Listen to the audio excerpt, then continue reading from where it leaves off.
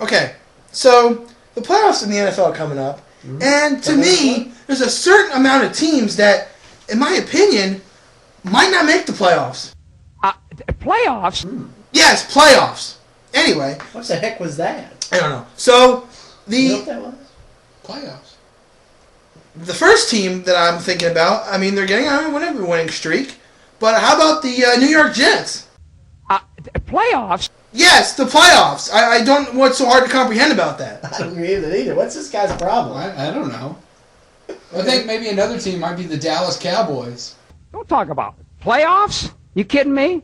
No! Yes, playoffs! We're not kidding! We're not kidding! We're not kidding you, the Cowboys. I mean, Yeah, they have a chance. we're serious. I mean, for God's sakes, we're not. It's not like we're talking about other teams here, but to get on to another team, how about the Chicago Bears? Playoffs? I just hope we can win a game. What? Lucky to win another game? That's awful insulting. If you watch it, yes, I know they've been on a downward spiral, but you taking that a little too far. They lost a quarterback and a running back. I don't know. Who is this guy? I don't know, but one thing's for sure. He sure likes playoffs. He does, doesn't he? Playoffs? Oh, well. Let's start the show now. This is Ted McNailer, your OVW television champion. This is Sexy Sean Casey. My name is Rudy Switchblade, and I am your OVW heavyweight champion. I'm Chris Silvio. This is Michael Hayes. This is Jason Wade. And you're watching Triple Threat Talk.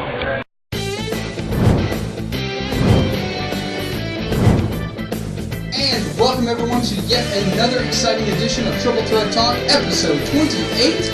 On today's show, we're going to be talking about basketball, NFL, and our preview of TLC, and that does not belong in front of you today, sir. What are you doing? Get that away. This is mine. Yes, we gave it to you out of sheer pity, which I'm still not happy about last week. But you totally failed this week. If you would do me a favor, even though you really don't want to, and show it on the screen. I went 13-3 this week. The Doc, a close second at 12-4. Thanks to Eli Manning, by the way. And you, my friend, went 10-6, falling a little deeper in the dungeon. Well, 10-6, you can still make the playoffs. Playoffs? Anyway, so moving on from that to our usual spot, the viewer questions. Speaking of moving on. Yeah, how about the first question from Moods126. If you could be a manager for any superstar, past or present, who would it be, and how would you play out the role with that person? I think I'd have to go with Shawn Michaels. I mean, he's just... I mean, you're probably going to say Cody Rhodes. No, I'm not going to say Cody Rhodes. I mean, just like... Shawn Michaels just living. He's already making comments about Cody Rhodes. I know. It doesn't take long. I'm surprised he didn't do it as soon as we start the show. Like, welcome to Triple Threat Talk. I hate Cody Rhodes. We're sitting there just like living all sorts of the history and to be there, and I'd probably play it out to the end. The question says superstar past or present. I'm gonna go with someone past. Honestly, He was past, so you're good. I was gonna say someone present. If I was gonna say someone present, I'd say Dolph Ziggler. It's because of the fact the role he is on. Show off. Yeah, he's a show failure. He's epic. But the past person I actually like to manage is Kurt Hennig, because it seems like if he had a manager in his court, he might have. He did have a manager. He did have a manager. Bobby the Brain Heenan. For a long time. Yes, he did. Yeah, he was a long time. He was the long-time general manager. You failed on that one. Fail. Past. Gilbert. No. See, now you're befuddled. Befuddled. I'm trying to think of someone past that didn't have a manager. Should we skip you? Come back to him. Come back.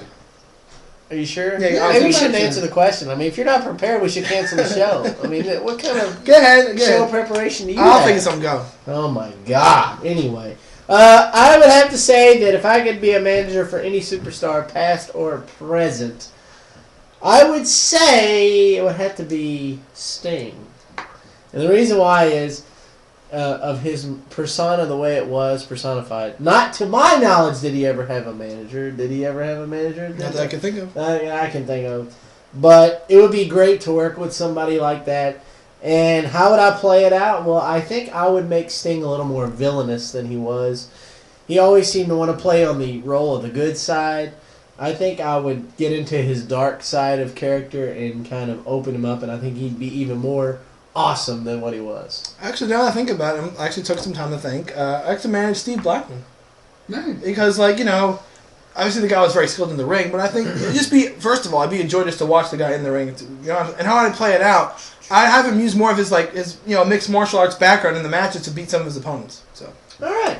From Saber Green 2010, how do we guys find out inside info like WWE's contract negotiations with Chris Hero? Well, Saber Green 2010, you can find out just as well as we can find out. All you have to do is go on the internet, find a good source wrestling website. Don't go to like the junk sites or sites that just report rumors or garbage or dirt sheets, as we like to say. You want to go to a credible site like WrestleView. The one I check is NoDQ.com. Or NoDQ.com. That's another one. So some of this stuff you can find out on your own. The other stuff, we can't tell you how we know. This is how it is. Some of the stuff, I mean, we put one and one together, and not that other people can't do it, but I mean, some of it is logical conclusions and drawing, taking the information we know and converting that into likely scenarios. Right. We've been watching wrestling for a long time, so we can kind of put the pieces together when it comes to certain things. Absolutely. From JB11. JBL. 2011. Thank you. Why hasn't Rey Mysterio been a heel? I think he speaks to the kids. I mean, not in a Chris Hansen kind of way, but like in just a way that I don't think John Cena will ever be truly heel again because of that. I mean, he's got a good fan base, and I can't see him as a heel personally. Right. I have to agree with him in the sense of for the kids kind of thing, because Rey Mysterio merchandise is obviously a big seller with the kids, the masks and the T-shirts and stuff like that. But personally, I like to see Mysterio as a heel. I mean, obviously Mysterio is a very skilled guy in the ring. Obviously, he came from Mexico and worked his way to the WWE.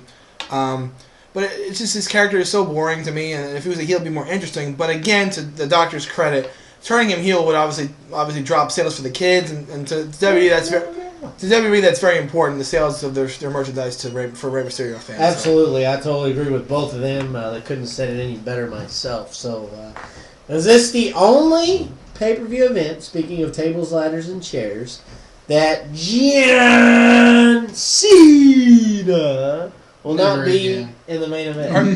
I'm sorry. My eyesight might not be perfect, but I'm looking at you. You're not Justin Roberts. I'm not trying to be. Shut your mouth and answer the question. Is this the only pay-per-view, TLC, where John Cena isn't the main event? I don't think so. I mean, he may not even be in the pay-per-view. We don't know, but that might be a first. But I don't think it's the first time he's not been in the main event. Right now, I mean, the only thing I can think of, and this doesn't really count, the only time he wasn't in the main event was when he fought the Big Show for the U.S. title way back at WrestleMania 20, but he wasn't, John Cena yet. So it seems like to me, ever since John Cena, became the guy, he's always been in some capacity in maybe not the main event match per se, but he's always been the focal point of each pay-per-view. Something's going on with him. Either he's champion, or he's facing somebody like Wade Barrett for the Nexus thing. He's always the focal point of the pay-per-view. Right now, it doesn't seem that way, but I agree with him. I mean, kind of stole my thunder a little bit with the Big Show versus John Cena, but he's right. It was kind of before he was Epic Cena. But from Khalil Rocks, what is your favorite Stone Cold Steve Austin versus Rock match? I'm going to come off as a total unprofessional here, and I'm going to admit it. I can't really remember some of their matches. They were amazing. I can't remember specifically. Wow. Well, I'm saying that in a compliment. They were all so well, I think. I think they were all so good. Right. Not one speaks to me loudly, and that's what I mean. Loudly. It's just one of those things where I always enjoyed watching The Rock and Austin because you could always expect one hell of a show, and just not one speaks out to me because I think when you take one, you have to take them on. Right. For me, I mean, obviously, again, all the matches are fantastic. Two outstanding talents in those two of the greatest of all time. But for me, WrestleMania 19 was the best one to me just because it was the last one. I mean, they fought at 15, Austin was victorious. They fought at 17, Austin was victorious. And they fought at 19, and Rock was victorious. And that was it. That was the end of the Rock-Austin feud. And it was a great match between the two guys. Obviously, those two put on excellent matches.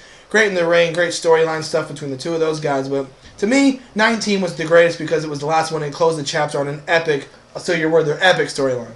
How dare you? Sorry. But WrestleMania 19 definitely.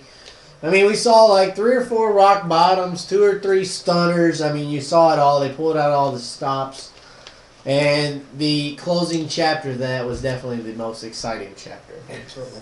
If you were a wrestler, which we wouldn't obviously because we would fail, what would our finishers be?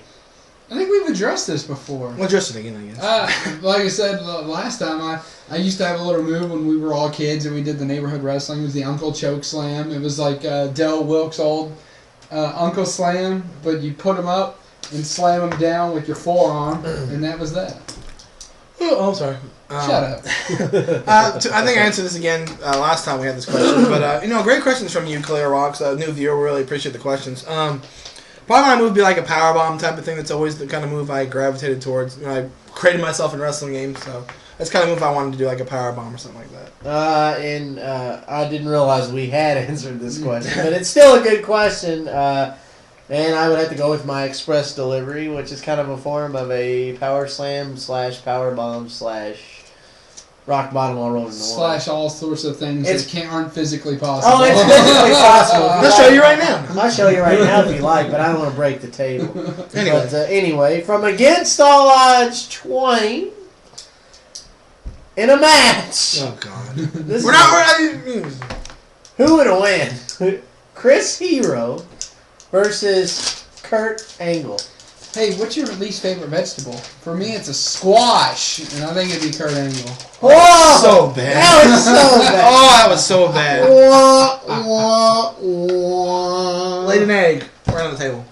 I mean, no contest. I mean, Kurt Angle is probably the best pure wrestler in the history of wrestling. Technical wise, I mean, he obviously has the amateur background. No one matches Kurt Angle in the ring like that skill wise. So, and to me, it's kind of weird pairing having Chris Hero fight Kurt Angle since he's more known as being a tag team wrestler. But again, Kurt Angle across the board. Kurt Angle, obviously. I mean, he's been around forever. He's one of the most technical wrestlers out there. The only thing we do know is that if he takes the persona Koba, he will get beat. Koba Angle. Yeah, Koba Angle. So that wraps it up for the viewer questions. all right, so with that, we anoint our viewer of the week. The duties this week go to you. And this week, I scanned the many comments, comments and questions that we did have. And a particular viewer, I want to call him out here, A. Chad Foster. Where's his question? Well, he didn't have a question. He had an awesome rebuttal to my response and your response in the defense of Oklahoma State. He did take the side of Doctor. However, his rebuttal, if you go back and read, it was about a 10 sentence paragraph, 10 lines long. Was very good. It was very thorough. He even went too far as to explain the entire schedule, which we asked about. So thank you for that. He was informative. Definitely paid attention. And so he was definitely paying attention. He talked about how they did go by strength of schedule. He explained it to a science, and I think being that thorough and definitely helping us out by giving us, I think he's viewer of the week by a landslide. He's definitely viewer of the week as the Triple Threat Talk Hotline. He's calling already. So with that being said, A. Chad Foster, you are our Triple Threat Talk Viewer of the Week. And it wasn't just him that took my side. A lot of them took my side, but I agree. A lot. I think that was the best one. It was a very good argument, and like you said, we love debate on the show, and you definitely brought it, and we thank you for that, and we thank the passion of all of our viewers, all the comments, questions, anything you have. We always greatly, greatly appreciate it, and if you haven't told your friends or family members, or anybody for that matter, get the word out, tell them about Triple Threat Talk, because we appreciate all the new viewers and everything that we get from you guys. So, moving on from that to a little baseball news. Wait a minute. Baseball? Wait. Baseball. Oh, I know. You're going to talk about how Albert Pujols is an Anaheim Angel, right? No. Oh. We could, but no. We already mentioned Bobby Valentine as that new skipper for the Red Sox. Yes, we did. Was that it? No. What could it be? What could it be? Yes. You know the term MVP. Wait a minute. I know this one. Most valuable player. Yes. Okay. Exactly. Well, apparently, to get this status, you must take HGH or PEDs. No. Oh, yes, exactly. Wait a minute. HGH in baseball? Now you're pulling my leg. Right? I know, right? But apparently, Milwaukee Brewers slugger and National League MVP Ryan Braun tested positive for HGH and PEDs. Now, here's the thing. He is going against it. He's denying it. Right. He may have an argument here. Now, hear me out on this situation.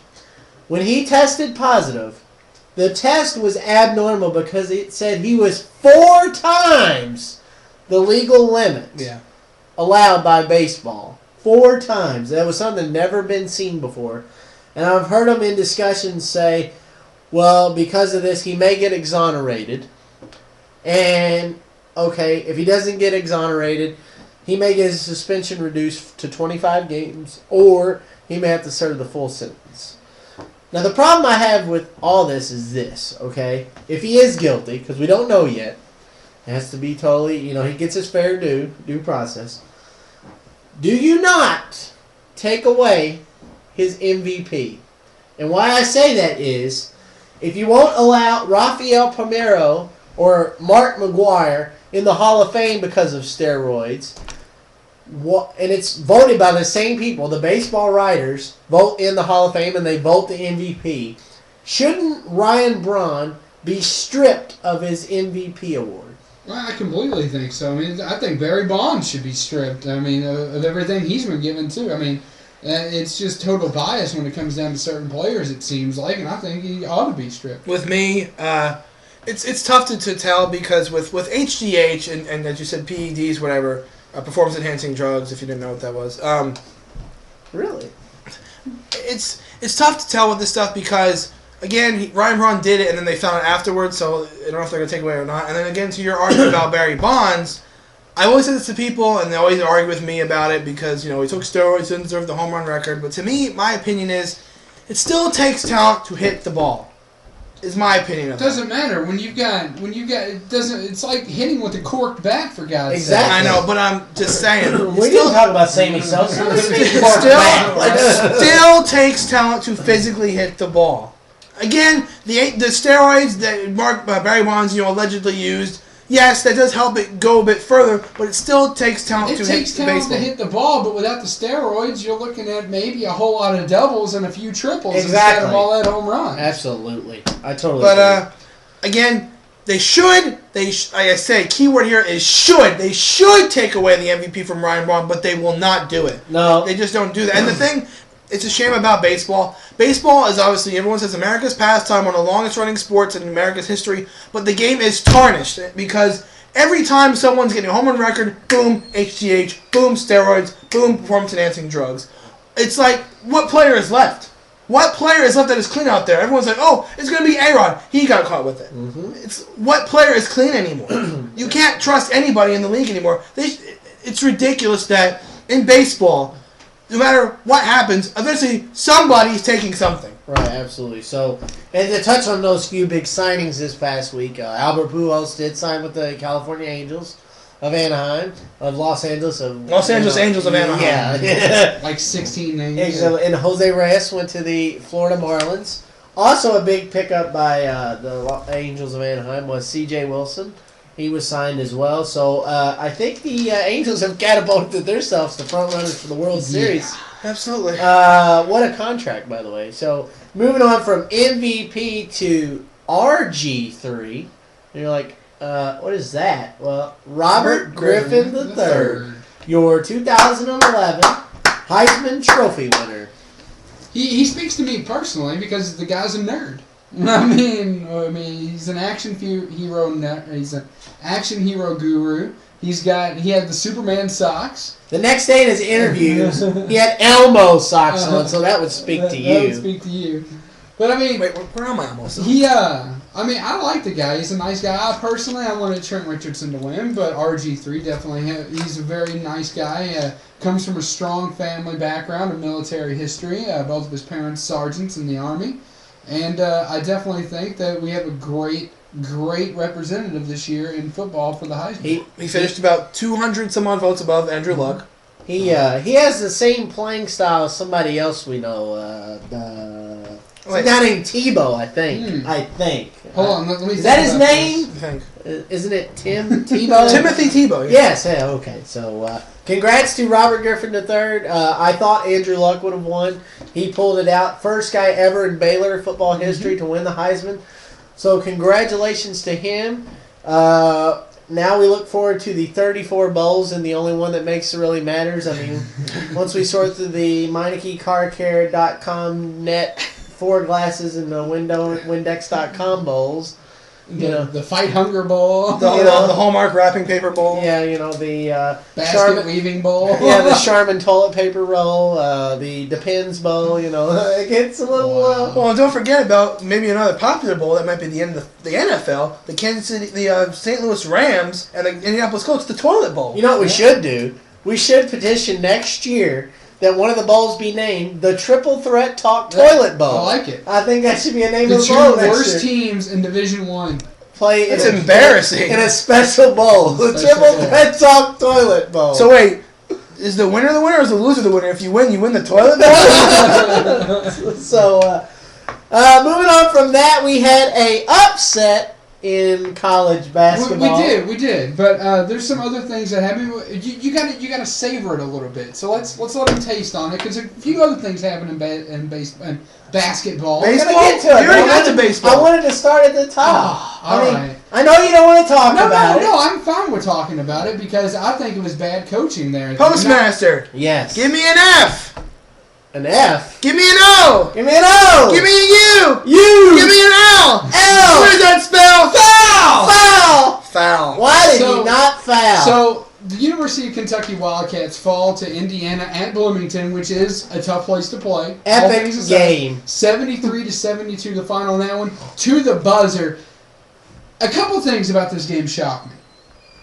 The first thing, which is not the big thing, but the first thing is I have never seen a team defend the three as well as Kentucky does, but still the opponents make it. It is insane to me, because they're out there, they're doing what you're supposed to do. Hands to the face, lifting up. They left maybe 2 wide open threes the entire game. Wait a second.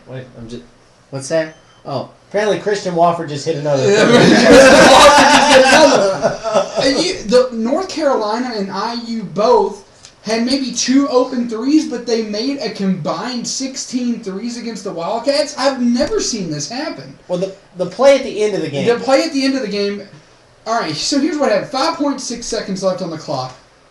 We have 2 fouls. Kentucky has 2 fouls until they get to the bonus. Right. Which means when you foul an off-court non-shooting foul, you just pass the ball in line. So at that point, why do you not throw the ball in, foul them in midcourt, have them throw the ball in again, foul it, and the game's over? The perfect example I could think of, and it boggled my mind when I saw it, after I found out they had 2 fouls to give before the bonus.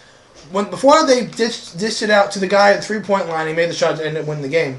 There were 2 Kentucky players right on the guy in the post. Why didn't they foul him in the post? It's one of those things that I don't know. And even Calipari, when they showed Calipari on the side, he was doing this. And no, it's not a gesture.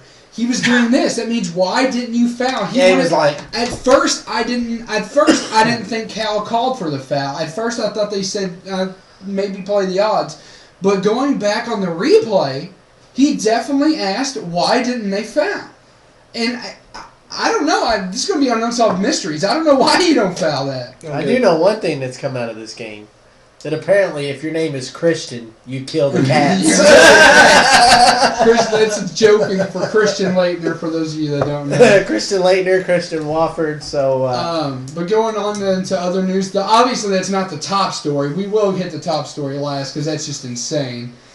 St. Joe's beats Creighton, which is 25th ranked, 80-71. Kansas beats Ohio State University without the help of Jared Sullinger due to injury, 78-67 in that one. U of L beats Farley Dickinson, School for the Blind, right? 80-58. And then the big story. The big story is apparently... Well, before you get to that, just real quick, I just want to announce that with the UK losing, Syracuse is your new number one. Syracuse is the new Ohio State did not move, which I agree with that. Totally agree with because they didn't have their best player, and they still nearly they hung in there with Kansas, who's ranked in the top 12. The Cats go to number 3. Kentucky falls to 3. Louisville stays at 4, and I think North Carolina and Duke are 5 and 6. So that's right. The big story is apparently if you play at Xavier, it's supposed to be MMA there. Really? I would have thought Cincinnati. Cincinnati. You play at either school, it's apparently MMA. Apparently you're not a gangster or a thug. We're not thugs, we're gangsters here. Really, True Holloway? Really? Xavier did beat Cincinnati. Literally. 76-53, and literally beat Cincinnati. No, I think it's the other way around. Well, Cincinnati. Either way. Well, Cincinnati literally beat Xavier. Well, the thing it was, when you go back and look at the replay of the brawl, huge fight, by the way, with 9.4 seconds left on the clock. The game is called after the fight breaks out. What happens is Xavier actually pushes the Cincinnati guy down first. On the replay, that is apparent. We know that for sure. I'm not sure who the player is because the number was not there.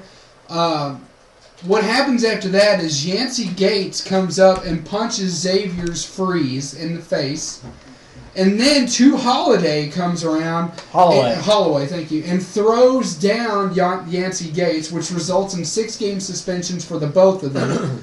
And the whole thing is on YouTube. The freeze guy gets stomped on. He gets stomped on, almost trampled by both teams because the bench was cleared. My question is this, in my household, we watch a lot of basketball. I watch a lot of college basketball. My parents had a very good point. If you're freezed, you file charges. I think you do. I think he has a legitimate claim. Yes. I think he has a legitimate claim to file. Here's why. I say yes, and this is why. It was a cheap shot, number one. Mm-hmm. He didn't saw it coming. Right. He never saw it coming.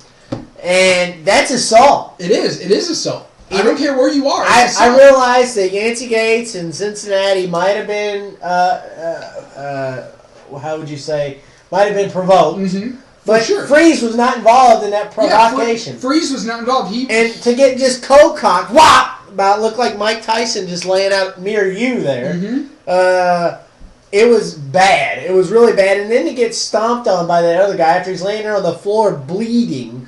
Yancey Gates should be kicked off the team and thrown out of the University of Cincinnati. If he's not, I'm sorry. If he's not kicked off the team, that's ridiculous. Because if you look at the tape of, first of all, to tell 2 post-game press conferences, mm-hmm.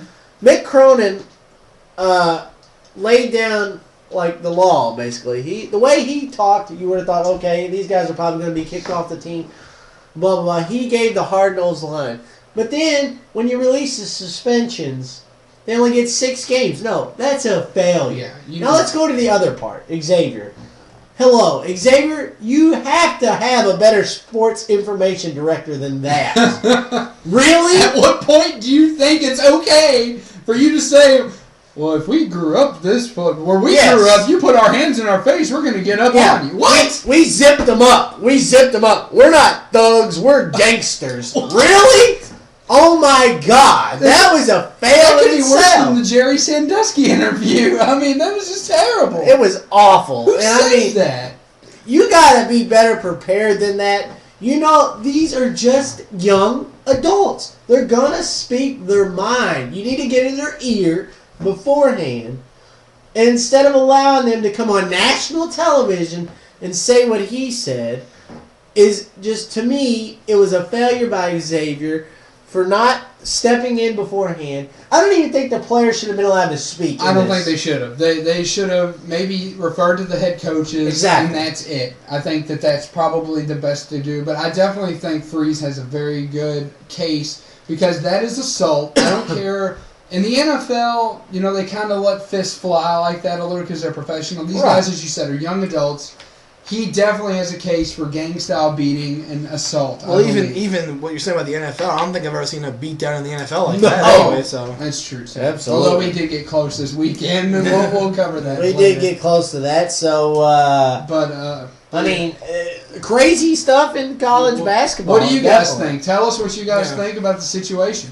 So moving on from NCAA basketball and football to the NFL. And yet again, guys, for the 6th week in a row, 7-1 and as a starter.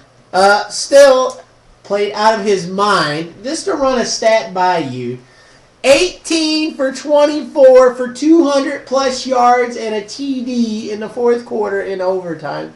Oh, by the way, it does help when your kicker can make it from 70, because that would have been good from 70. It was amazing. You know what? I'm sorry to interrupt. When you said 18 of 24, Yes. that wasn't completely the stat, which is the good part. He was 18 of 24.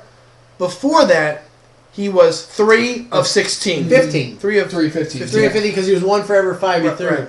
But you know what? Something even better than all that has come out. What?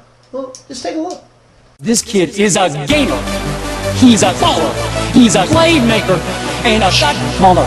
In case you didn't know, I got Tebow. He shattered the mold, and all he does is win. All he does is win games. Listen. I got Tebow. He shattered the mold, and all he does is win. All he does is unleash. Tell Tebow, let him go. It's time. Turn him loose. Let him play. Let him Play on Sunday. unleash. Tell Tebow, let him go. It's time. Turn him loose. Let him play.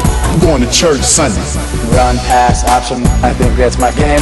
I guarantee you that. I'm no John Elway. He's rewriting the book. Week in and week out. He's a unique. Football player. That's what Tim Tebow's all about. He's a gamer, he's a baller, playmaker, shot caller. He's a gamer, he's a baller, playmaker, shot caller. Unleash. Tim Tebow, let him go. It's time. Turn him loose. Let him play. Let him Play play. on Sunday. And all he does is win. All he does is win. One more day, one more win. All he does is win games. Well, all he does is win. That's all he does I mean, is win. I'm going to start doing this now because I think we should show props where props are due. That is courtesy of ESPN First Take, ESPN2 morning show on 10 o'clock in the mornings, weekdays. Great stuff by them. And you know what? These two can say what they want. Last week, they said, I can't get on the Tebow train. I'm barging in. I don't need a ticket. I'm sitting in the seat. I'm on the Tebow train. He's hijacking the train. I don't care. I'm on the Tebow train.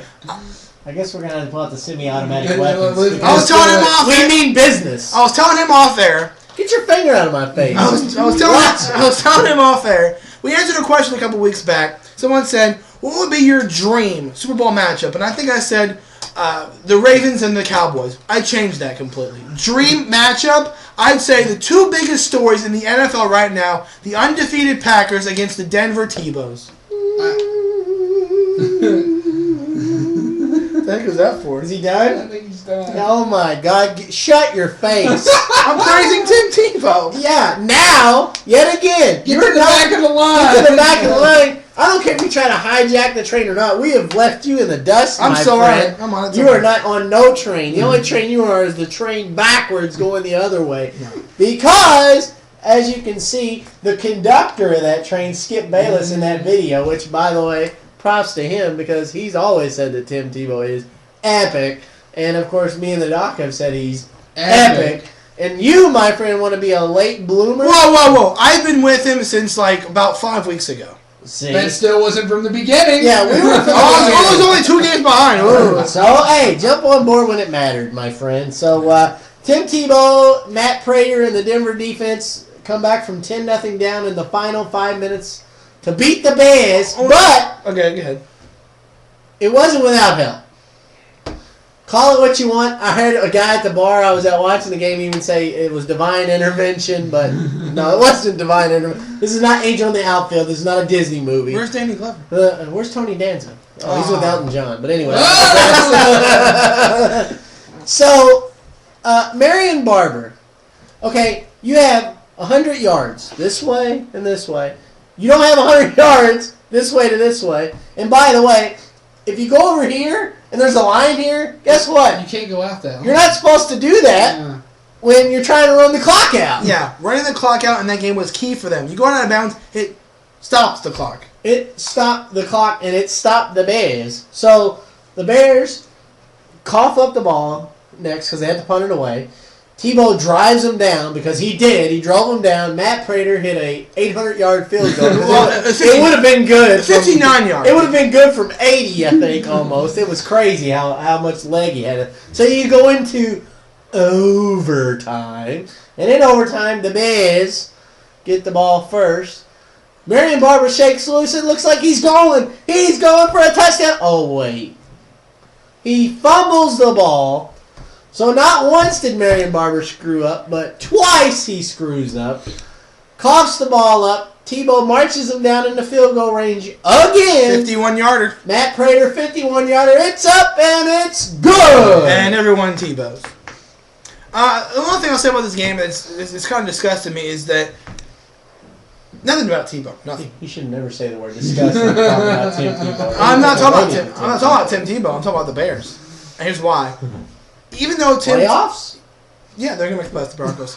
But even though Tim Tebow goes in and beats the Bears and wins his 7th game as a starter, 7-1, he gets no respect from the Bears. Lance Briggs came out and said, I was reading these things on Twitter. Ryan Urlacher. No, there's more of them. Lance Briggs said on Twitter, he actually gave Tebow props. He goes, props to those guys. They did a hell of a job.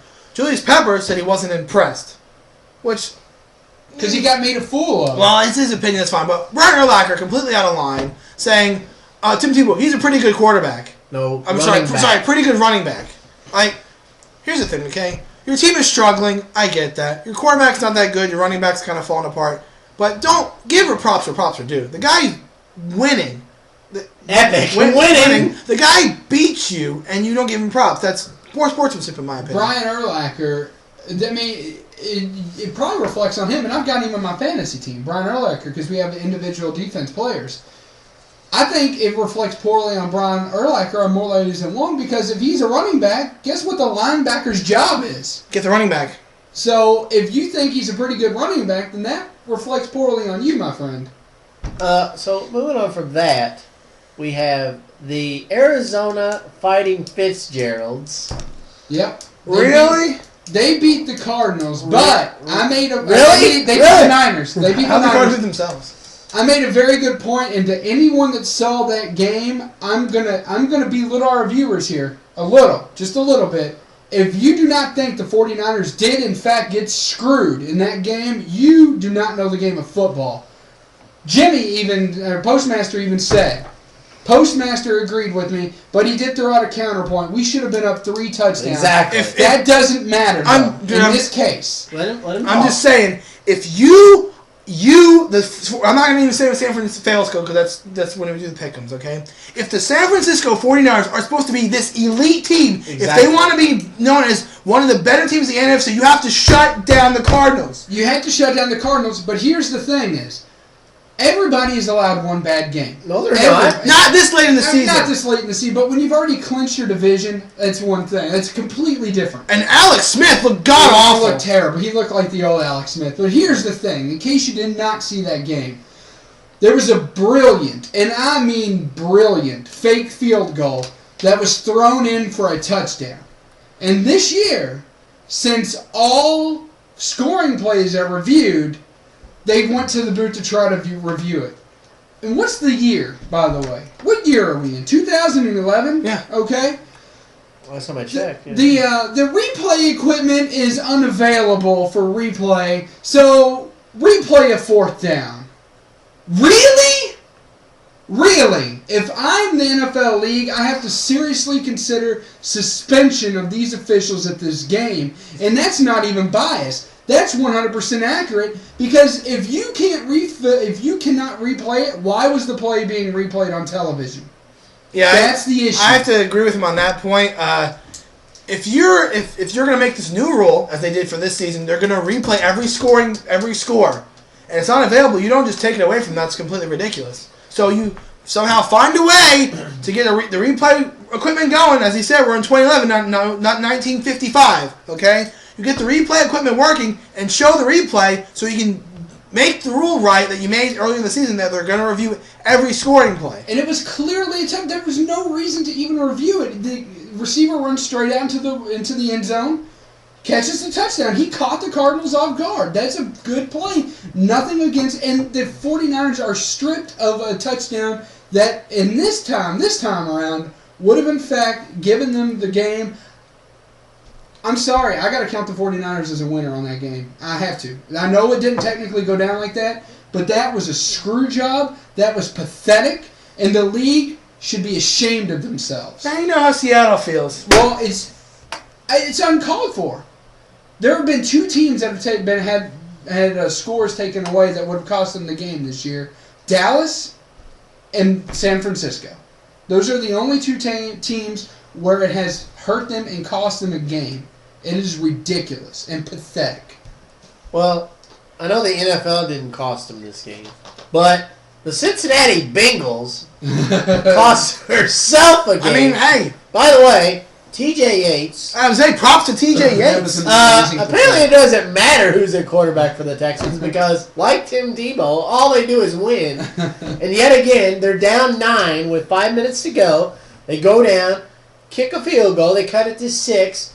Less than a minute to go. 2 seconds on the clock. The Texans throw the game winner in the end zone, and they win it to come back and beat the Bengals 20-19. And not only that, but they're winning, and the Titans losing to the Saints at home. That clinches the AFC South for the Houston Texans. First time in their franchise they're in the playoffs.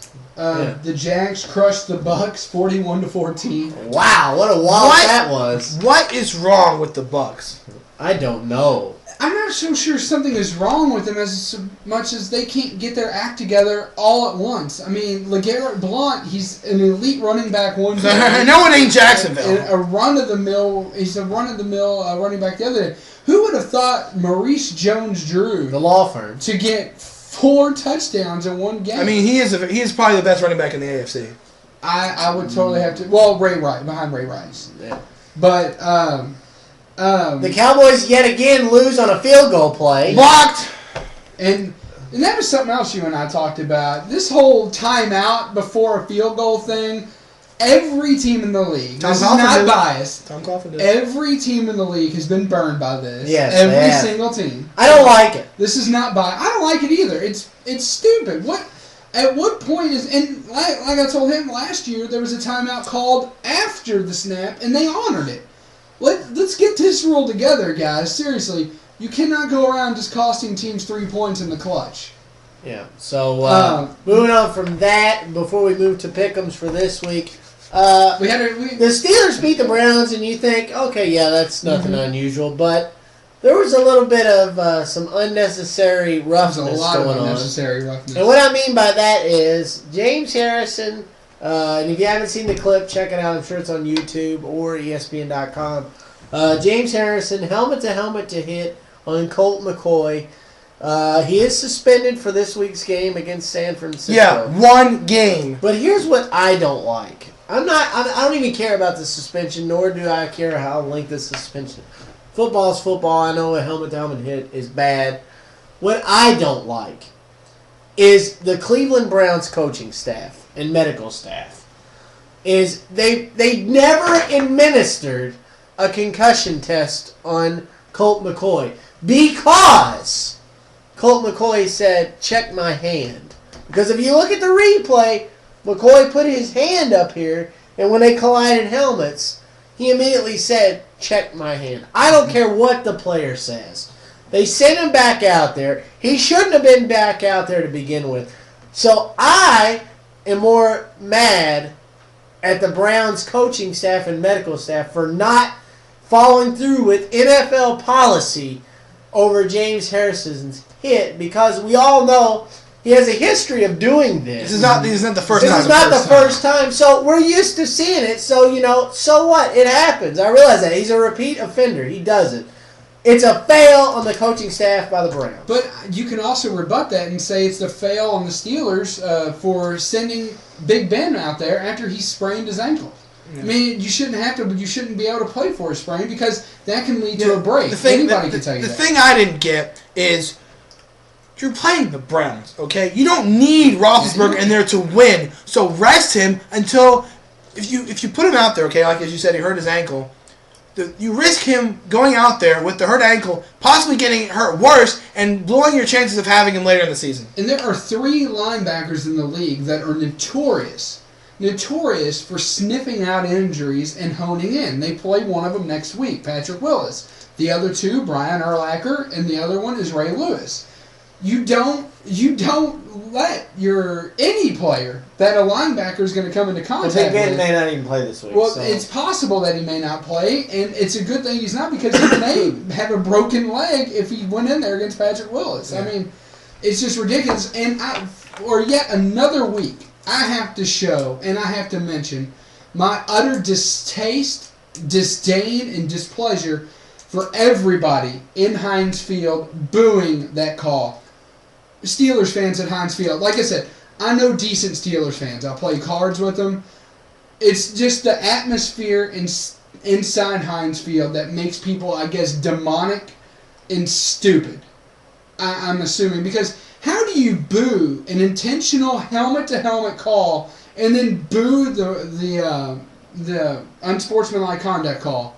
Are you stupid? You're preaching to the choir here, okay? The thing about the Pittsburgh Steelers fans, I'm not saying anything bad, okay? I mean, there are decent fans, like his in-laws and his wife. But they are decent Steelers fans. The thing is, they boo it because that town is so passionate about their Pittsburgh Steelers that if anything does not go their way, they do not like it. That's anywhere. Well, they're more than other teams. That's anywhere. I have to disagree with this. Anywhere. That's anywhere. And I'll tell you a perfect example. Go 70 miles south, and they're just as bad. Not when somebody could be severely hurt. Yes, they are. They are I've bad. been to a few calls. I'm sorry. They are bad. They are bad. I just don't see the way. Anyway, moving on. Not moving on. We got some Saints and Titans to talk about. A little bit of thing happened there. The Saints did beat the Titans 22-17. But the Titans come out and say, "Hey guys, there were some whistles being blown on the Saints Saints bench." According to Tennessee, they said they heard some whistles on the sidelines of the Saints that caused them to mess up in the game. They're still looking into it. We don't know what's going to happen with that. So. And then two head coaches released Todd Haley and Sounds Tony like Sperano. a little poor losing one, if you ask me. Tony Sperano and Todd Haley from the Chiefs and the Dolphins are fired. I guess Todd Haley will have to shave, man. I know, no shave November's over for him. And before we get into this week, I want to mention one thing.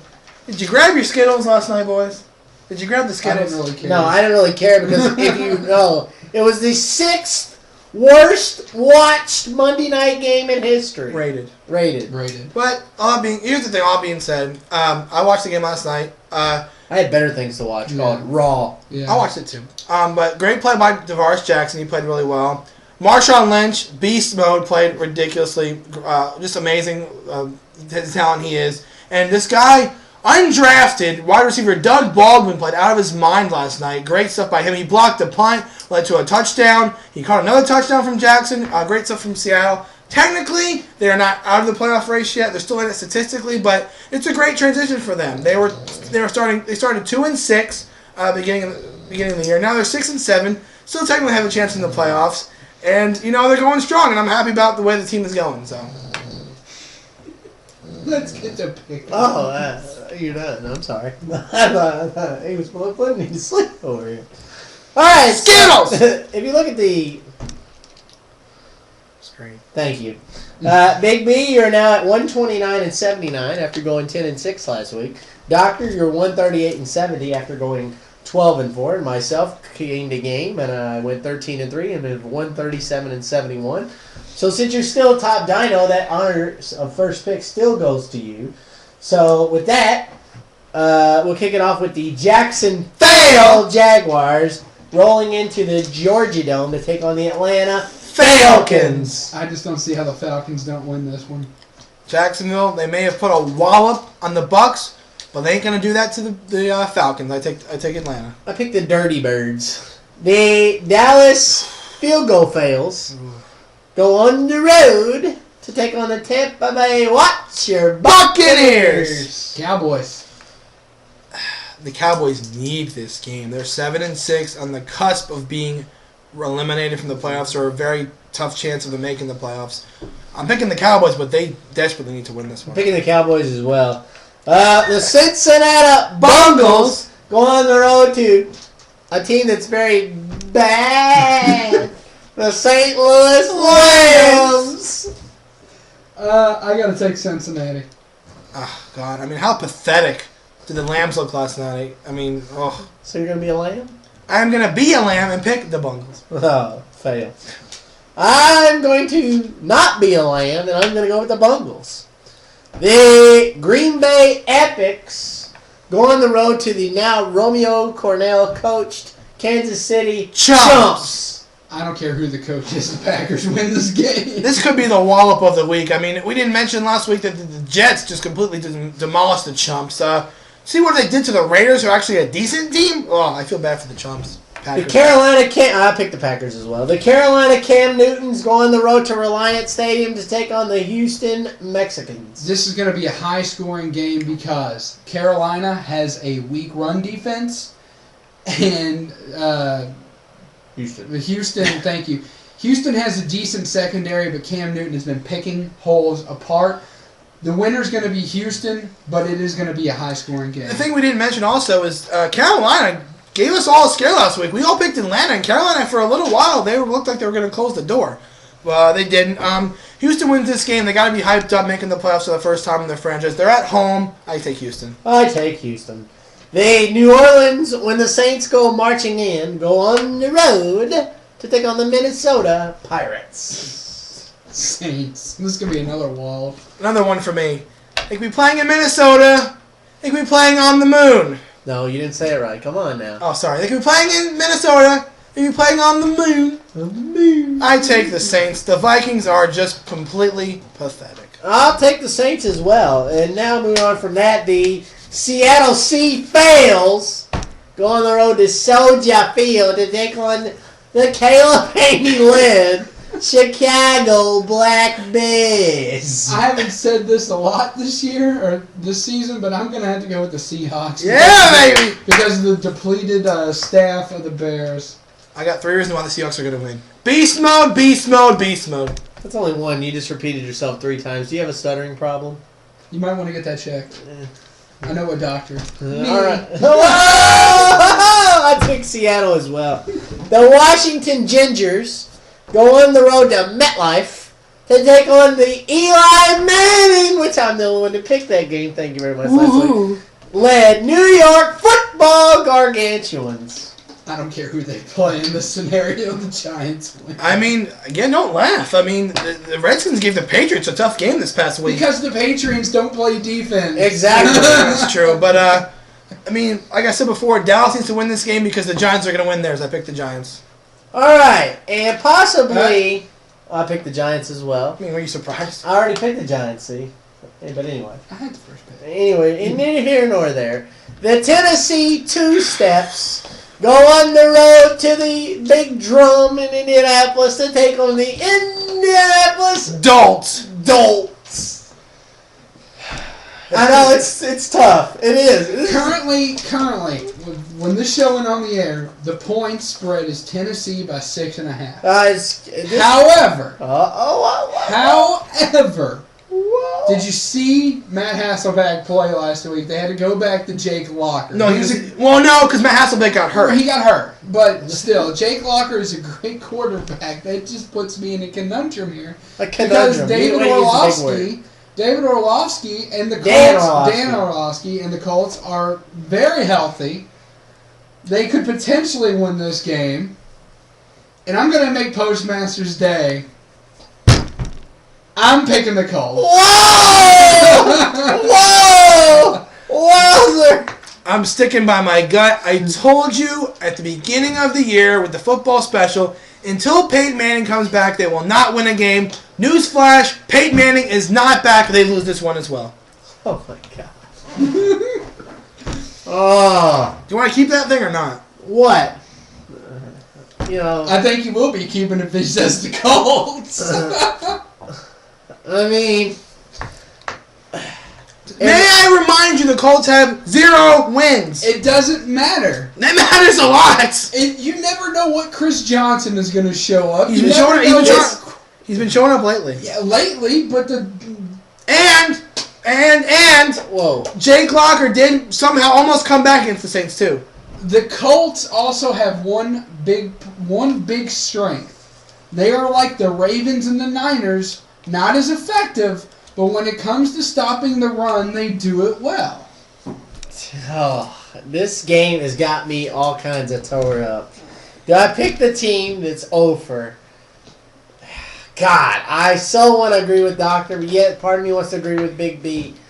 I almost want to flip a coin, guys. That's how torn I am.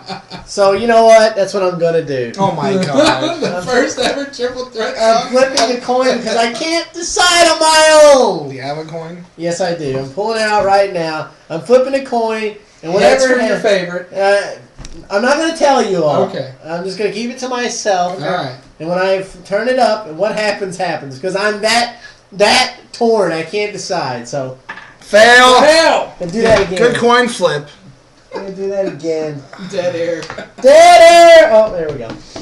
So we're going to do this again. Let's try this again. One more time. Okay.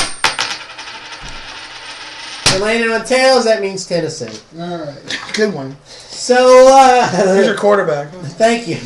We need one. Peyton, where are you? Yeah, really. The Miami Dolphin Tails, who recently fired Tony Soprano. Sperano. Yeah, I know. Go on the road to take on the Buffalo Bisons.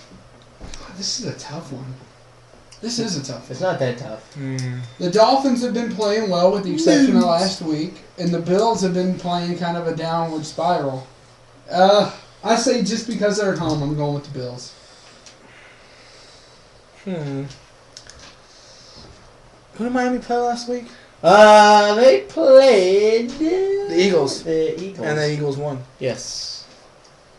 And the Buffalo Bisons played the Spartans. They lost. They did. It's at Buffalo. I don't think the Buffalo's that good anymore. I'm taking Miami. This is why he's in last place. I picked Buffalo.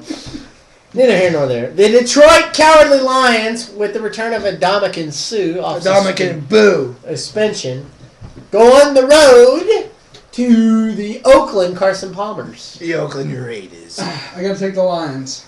Lions. He's taking the Lions. Big B's taking the Lions, and I'm taking the Lions. Was that necessary? Yes, it was. Okay. Because I was torn yet again. All right, the New York Crop Dusters go on the road to take on the Philadelphia Fails. This is another tough game. There's a lot of tough games this week. We got one coming up here in a minute. Yeah, we got 3 coming up in a minute. It's coming. Well, there's one. There's several. We're gonna sit here and debate that one. I'm gonna have to go with this one. Mark Sanchez is playing god awful, but so is Vince Young. I thought Sanchez played well this past Yeah, Sunday. and one game doesn't mean anything. He hasn't played back, horrible. by the way. He hasn't played horrible that well this year. I'm gonna have to go with the Jets. Philadelphia's overrated. The dream team. Guess what? Wake up. The dream is over. I picked the Jets. I picked Benny and the Jets. All right, the toilet butt. Wait a minute. The triple threat talk toilet bowl game of the week. The Cleveland Brownies go on the road to take on the Arizona Fighting Fitzgeralds. The Cardinals have a huge boost, even though it was not deserved. They have a huge boost going into this game. I pick Arizona. Fighting Fitzgeralds. I pick Arizona. Cleveland stinks. Arizona. I don't know if Colt McCoy's going to play either. Cleveland does stink. All right, here we go. The best 3 games of the week. The best 3 games This of the is week. going to be the by toughest far. game to pick. I guarantee it. The New England Unpatriotics, who historically do not play well at all in Denver. It's proven. It's a fact. Go on the road to take on the Denver Tebows. Wow. This is a tough one in more ways than one. I know. It's tough. You know what? Why not? The hell. He hasn't started us wrong. He's playing well in the 4th quarter. If he would have played the entire game last week, the game would have been over in the first half. I'm picking the Broncos. New England's secondary isn't that good. Their defense is thin. How can you steer wrong? Pick Tim Tebow. He gets it done. Pick the Broncos. Oh my God. Wanna get that coin out again? I hate to do it. You're picking against Tebow. I hate to do it. You're off the train. I'm taking your spot. I'm not off the train. Tom Brady is not going to be upstaged by this Tebow phenomenon. Tom Brady is going to go into Denver and realize and prove that he still is the most elite quarterback with Aaron Rodgers and Drew Brees. So, when the dust is settled and the smoke is clear, it doesn't matter! I'm picking Denver! That was good. All right. So the Baltimore Ratbirds go on the road to Qualcomm Stadium to take on Philip Riviera and the San Diego Sparklers. Baltimore is currently a 1.5-point favorite. Baltimore plays poorly on the road. On the road. As Postmaster pointed out before we went on air, San Diego is damn near unstoppable in December. Absolutely. I'm going to have to go San Diego. Like they said, we said off air about how good San Diego was in December. Let me see more of it. They've beaten the Jaguars and they beat the Bills. Not two teams you should be proud to beat and have a big winning streak going. Baltimore's just playing good defense. They're running the ball with Ray Rice really well. Flacco's playing really well. I pick Baltimore. Gosh. These games this week, I tell you, they make the cheese bind up, I guess is what they say. So, San Diego does play epic in December. For some reason, they seem to turn on the light in December. Switch. But I think it's a little too late, and I think the Ravens show their power, and they waltz into Qualcomm, and they knock out Phillip Rivers. I take the Ravens. So now the Monday night game of the week. Are you ready for some football? Probably the best game of the week. Might be the best game for a couple of weeks. It pits probably one of the top 2 or 3 teams in the AFC against one of the top 2 or 3 teams in the NFC. The Pittsburgh Penguins go on the road to Candlestick Park to take on the San Francisco 49ers. The 49ers are mad. They're mad. And I don't care who you are. I don't care who you exception play. of maybe the Packers. You do not want to play a mad San Francisco team at home. I have several bets on this game anyways. The 49ers are going to win this one. And I picked against them several times this year. Keep that in mind. Pittsburgh could possibly be playing without... Well, they're going to be playing out without James Harrison. They could possibly be without Ben Roethlisberger. So, with that being said, they're playing in San Francisco. As he said, San Francisco's fuming from their loss against Arizona. I pick San Francisco. Only because of those factors. If Pittsburgh had Roethlisberger and Harrison, I might pick Pittsburgh. Well, it's not a for sure thing Roethlisberger isn't playing. But Harrison isn't. Harrison is not. They're getting almost a full 2 weeks rest, basically, because they played on Thursday and they're not playing again until Monday. Which is ridiculous, by the way, but still. It's not ridiculous. This is how it's scheduled. What are you going to do? But, all that aside, the 49ers lost to the Cardinals. Okay? They put up what you would call a dump of a game. Absolute fail. Alex Smith played terrible. The Steelers looked horrible against the Browns. They only won because they have better talent. Yeah. I mean, it's talent. obvious. They played bad. They just have They played bad and they still won. I mean, they played awful and they still won. It's evident. I am going to upset my wifey here, but I'm going to pick the San Francisco 49ers. The doghouse is always open. I know, it is. So, It's a triple threat talk dog. It's out back. so that is our pick'ems for the week. If we roll it back a little bit, me and the doctor picked 2 games differently, Like so last week.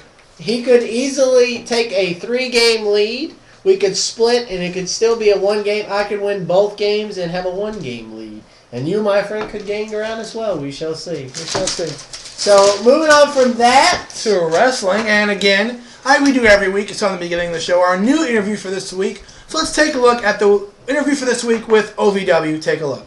Today's interview was the current OVW television champion, Ted McNair. Ted, thanks for being on the show. Absolutely. Thanks for having me, man. This is awesome. Real quick, tell the folks at home who you are and how you got to OVW. My name's Ted McNair. I started training here back in 2004. I've actually been born and raised here in Louisville, Kentucky. It's always been my dream to be a professional wrestler.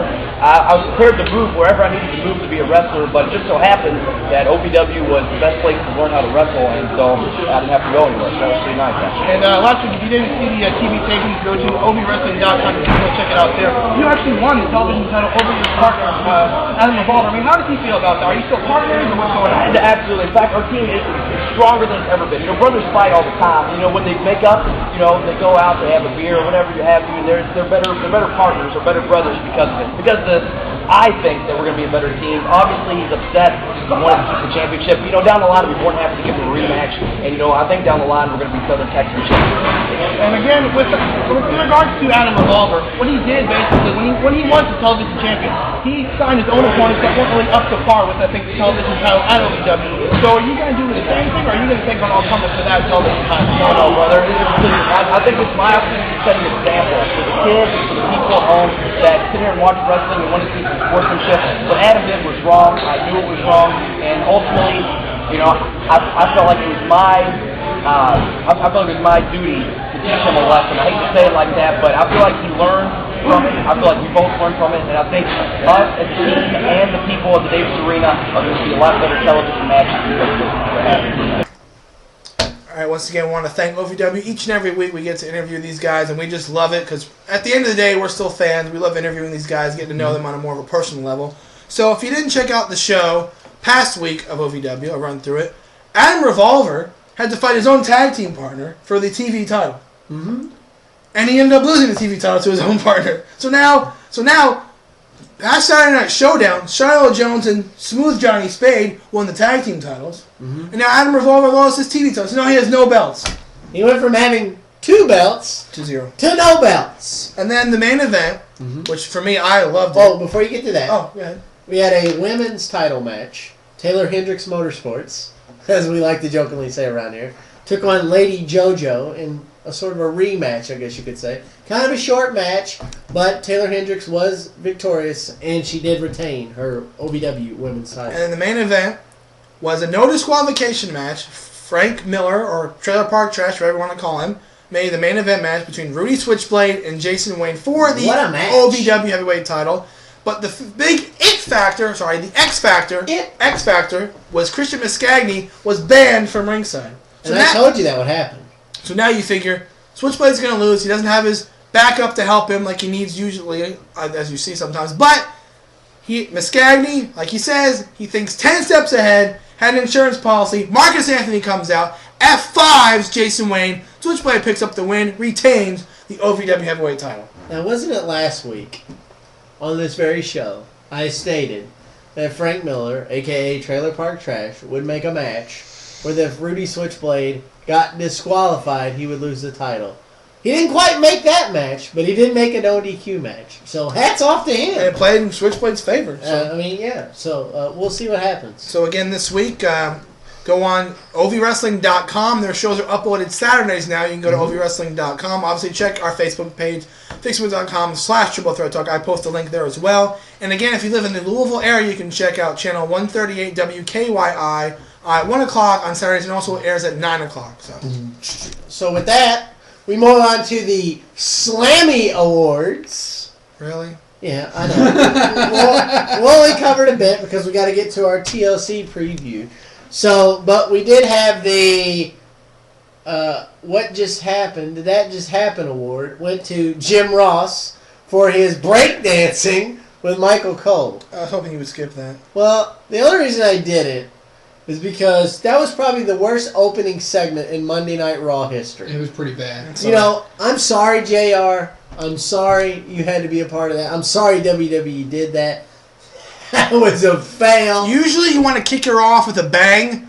That was more like a dud. That was more like a... It was a blank. So, we did have a couple other awards that we could talk about. Kelly won the Diva Alicious Award. Given to her by Lita. Who was not so bad on the looks fantastic. Oh, you didn't know? Epic! That was awesome. I wanted Billy Gunn to come out. He is gold on the mic.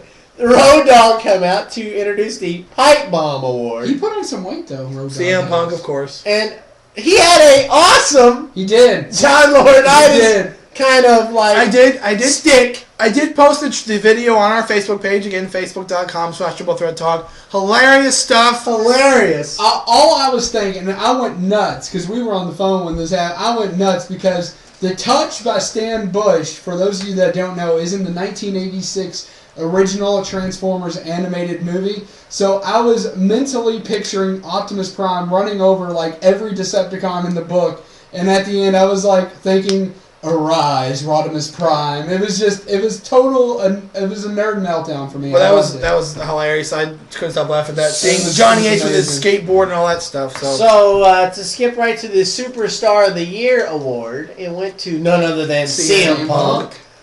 Who wasn't there to claim his award because he was brutally beaten on the hands of The Miz and Alberto Del Rio in a tag match.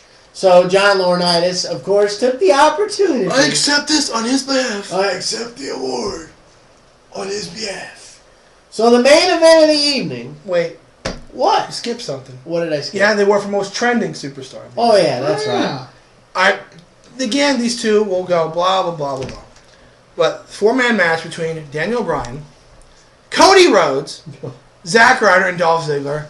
And the match was phenomenal. Great ending. Ziggler ends up winning the match, but the superstar that's trending was Zack Ryder. I'm talking here. What? I just said the superstar that won trending was Zack Ryder. Zack Ryder. As he should have. I'm just saying, yeah. Yeah. Well, you sounded like you were going to go against Going to your Dolph Ziggler, Cody Rhodes usual love fest. No, I'm just saying the match was great. Great talent in the ring by Cody and Dolph. And the thing is... See, yet again, great talent in the ring by Cody and Dolph. Dolph. Just saying. He didn't mention Daniel Bryan. He didn't mention Zack. Whoa, okay? Dolph Ziggler, in my opinion, is the best right now. Cody Rhodes is very good. Zack Ryder is very good. Daniel Bryan is good in the ring, but the thing about me is... No, seriously. The thing about me is... He's won Money in the Bank, right? What has he done since that? Nothing. He's biding his time. That's right, biding. Then I don't believe him as champion. I don't believe it. Why should you? No. But neither here nor there. Main event time. So, the main event of the evening saw John Cena take on Sexual Chocolate, the World Heavyweight Champion, Mark Henry. So you're thinking, okay, Cena's probably going to win this Cena's probably going to win, him-ho, but no! No! He does win. Predator came out. But, no, he didn't. No. Predator came out. Predator. The mask, you didn't see it. Did you see it? The Predator, yeah, no. I thought his mask looked a lot like the Looked like more he was going to Metal Shop. So, we had the return of somebody last night. Glenn Jacobs. You want to try that again? Isaac Yankem. You want to try that one more time? The Big Red Monster, Kane. Kane made his epic return last night. In a Predator mask. Choke slamming John Cena. He did go for Mark Henry, but Mark Henry got the hell He wants Mark Henry. He wants Mark Henry bad. But he just kind of, John Cena was wrong. So that kind of sets up tables, ladders, and chess. But before that, there was a promo last night. It was very odd. It was an odd promo. Like, they went a lot further with the promo, and it seemed very odd and weird to me. It did. What promo? The kid on the kid. Okay, I'll talk about that real quick here. What it seems to me, and I'm going to keep saying this each and every week because it's getting closer and closer to the day, January 2nd. Actually, my friend on Skype, Mike, I'll point out, Mike pointed this out to me, okay? The promo says, just listen, okay? The promo says he's going to come back on the second day of January, right? Of 2012. Okay? Okay. 2012, what is that? 2012. What is that, though? What is it? It's a year, right? It's a year, right? Why? Second day to January, J. Why to J? It's pretty good. But... Really? Yeah, I didn't realize that. Again, credits to my friend Mike. Run that one more time in case the viewers didn't catch it. Okay, the promo. He says he's coming back on the 2nd of January of 2012. Okay. 2012 is a year, which is why. Yeah, why? The second day of January, 2nd, which is 2. Yeah. And the January is J, Y to J. That's pretty good. I like it. The only problem I have with that is who is the girl. There is clearly reference to a girl. I don't know about that.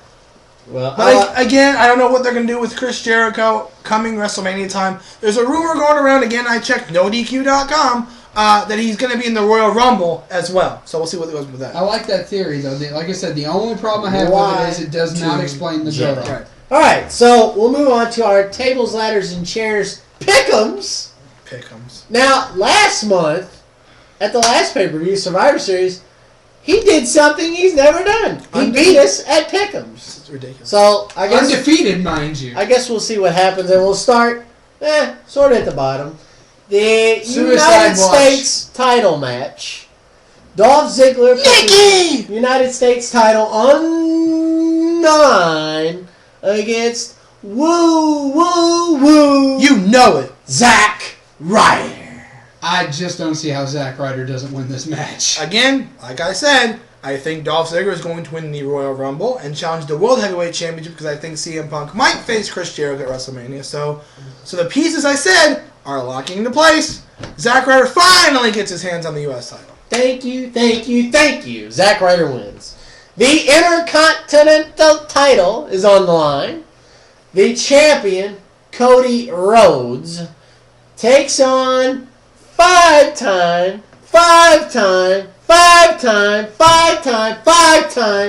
champion Booker T. Wow. King Booker. King Booker. I don't see how Booker T wins this one. I'm going to have to go with Cody Rhodes. Again, to my opinion, this match, they're only giving Cody Rhodes a legend, and Booker T is a legend. Don't kid yourself.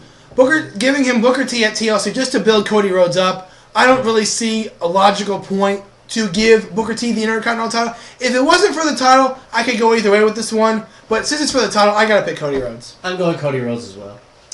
Randy Orton. Randy Borton. Yes. Mm-hmm. He is in a match against Wade Barrett. the head of Barrett's Barrage. Barrage. Wade Barrett. I'm a huge fan of them both.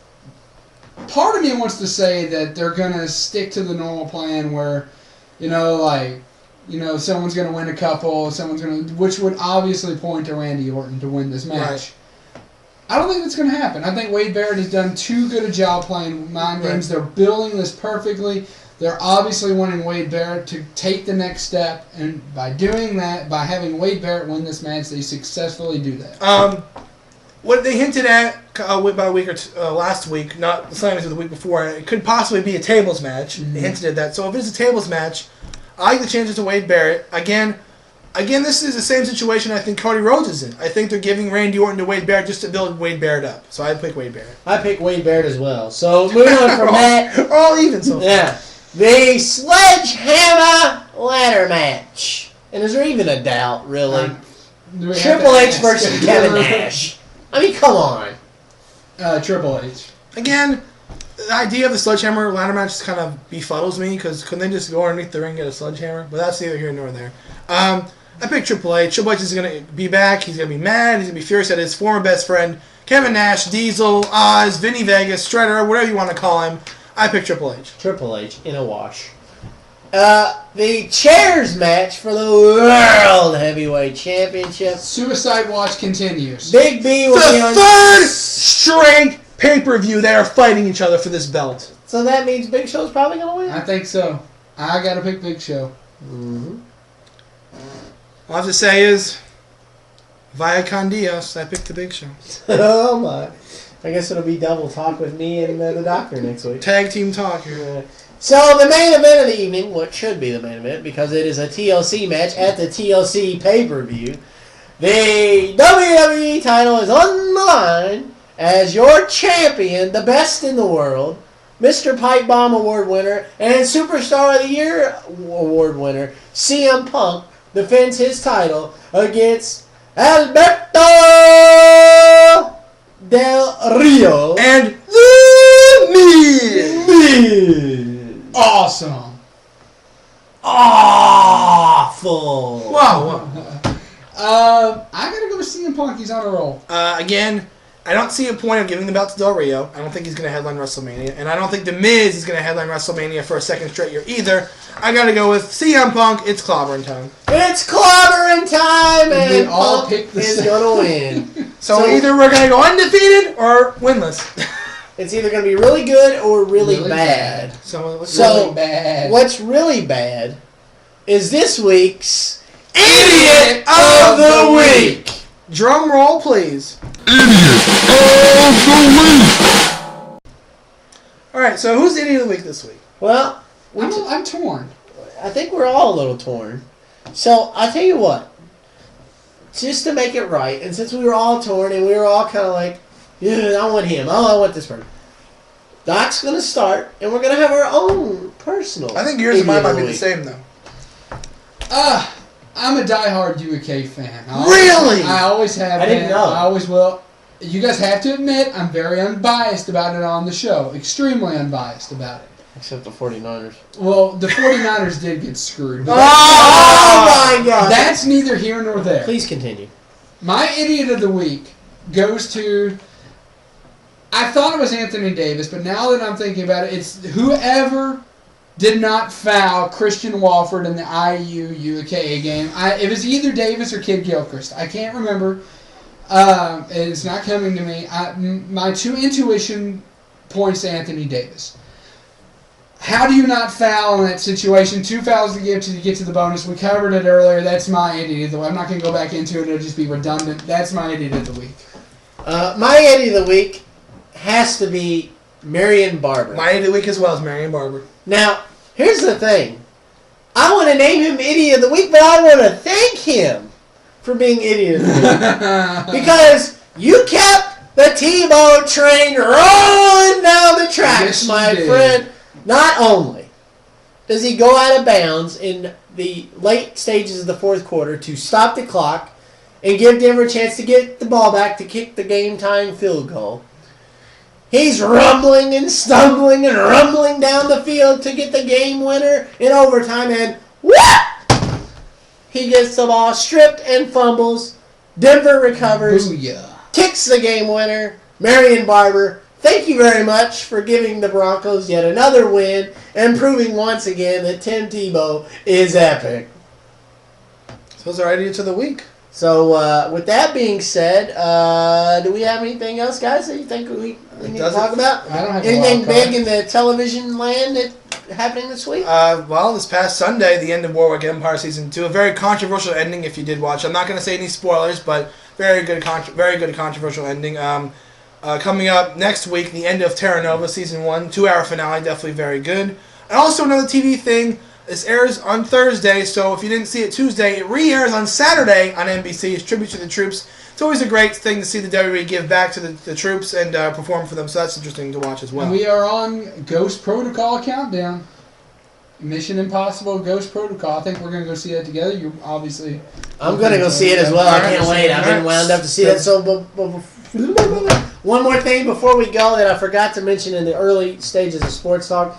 Sidney Crosby once again sidelined with concussion-like symptoms. I'm hoping it's looking more and more like this could be a thing where he may have to retire. Let's hope not, because he's such a bright, bright star. Right. And reverting to last week with the suspension to Jordan Tutu, all he does in his first game back is have a goal and assist and lead the Predators to victory. So looks like the suspension kind of did him some good. He just come back with a vengeance. So. So that's it for the show. Thanks for watching, guys. If you want to follow us on Facebook, you can at facebook.com/triplethreattalk. You can follow us on Twitter at triplethreattalk. You can send any comment or question you have at triplethreattalk@yahoo.com. So for Triple Threat Talk, this is Big B. This is Tebow Jones. And this is the Doctor. Guys, it's been nice knowing you. The Big Show's going to win, so look forward to just these two next week. Bye, everybody. Thank God.